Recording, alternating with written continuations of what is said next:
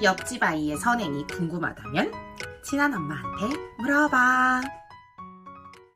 안녕하세요. 친한 엄마예요. 선행하면 딱 어떤 과목이 떠오르세요? 수학 선행도 있고 영어 선행도 있고 초등학교 4학년, 5학년쯤 되면 한국사 못 받긴 돌려야지 이런 얘기도 많이 하시더라고요. 저 또한 당연히 선행시키고 있죠. 하지만 저는 선행 중에서 무엇이 제일 중요하냐고 물어보시면 옆집 아이 유리의 선행은 독서 선행이라고 말씀드릴 것 같아요. 독서 선행이 제일 중요하다고 생각하는데 사실 독서 초기에는 쉽고 재미있게 읽는 책으로 시작해야 된다고 생각해요. 그런데 그런 단계를 넘어서 긴 숨으로 읽는 즐거움, 즉 천천히 넓고 깊게 생각하면서 길게 읽는 단계, 그 단계에 바로 문해력이 발달한다고 해요. 10세에서 15세인데 바로 유리가 그 나이에 해당하고요. 그래서 지금은 조금 어려운 책을 천천히 읽으면서 지식을 넘어서 새로운 지혜를 깨닫기를 바래요. 그래서 독서록도 시키고 있고 책을 읽는 독서 목록도 굉장히 신경 쓰고 있답니다. 그럼 어떤 책을 읽어야 할지 지금부터 한번 친한 엄마와 같이 이야기를 나눠보도록 해요. 오늘은 제 얼굴을 안 보여드리고 영상을 띄워놨는데요.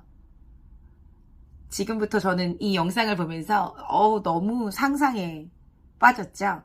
유리가 서울대 정문을 통과해서 인문대학생회에서 열심히 학생회 활동을 하고 친구들과 수다 떨면서 버스도 기다려보고 도서실에서 지식을 나누는 상상을 해봐요. 너무너무 생각만 해도 가슴이 벅차오를 것 같아요. 그럼 왜 제가 이 영상을 보여드리는지 지금부터 설명을 해드릴게요. 서울대학교 입학본부 웹진이라는 아로리라고 하는 사이트인데요. 학생부 종합전형의 모든 것들을 담고 있는 사이트라고 소개해드리고 싶어요. 그런데 지금 아이들이 초등학생, 중학생인데 혹은 고등학생인데 서울대 안 갈 건데요? 라고 얘기하시면 서울대는 모든 학교의 기준이 됩니다. 그래서 서울대에서 하는 것들을 알면 그 밑에 모든 대학교의 입학 사정의 어떤 흐름이 보인다라고 생각하시면 될 것 같아요. 오늘은 이 아로리에서 뭘 소개해 드릴 거냐면 당연히 독서에 대한 이야기를 해드리려고 해요. 이 웹진에는 너무 많은 정보가 담겨 있어서 제가 앞으로 하나하나 컨텐츠를 나눠서 분석을 해드릴 건데요. 정말 버릴 게 단 하나도 없는 사이트예요. 그러면 여기에서 무엇을 보여드린다고 오늘 말씀드렸냐면 독서에 대한 이야기를 보여드린다라고 말씀을 드렸었어요. 자, 여기를 보시면 이렇게 서울대 지원자들이 가장 많이 읽은 책 이렇게 2021년, 20년, 18년도, 16년, 14년도 이렇게 나눠서 소개를 해주고 있는데요. 서울대에서 가장 중요하게 생각하는 건 독서예요.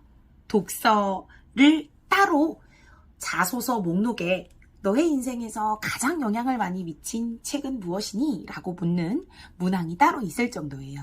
사실은 책 3개를 골라서 써라 라고 하는 것이 기조였는데요.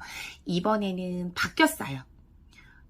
정부에서 축소를 말했기 때문에 생기부가 축소됐고요. 이 자소서가 축소가 됐고 그래서 책도 2개로 줄었어요. 여기에서 보면 한번 쭉 내려볼게요. 내려보면 어떤 내용이 나와 있냐면 서울대 2001년 지원자들이 가장 많이 읽은 책 도서 20권 이렇게 순위가 나와 있어요. 그런데 사실은 이 순위가 크게 바뀌지는 않아요.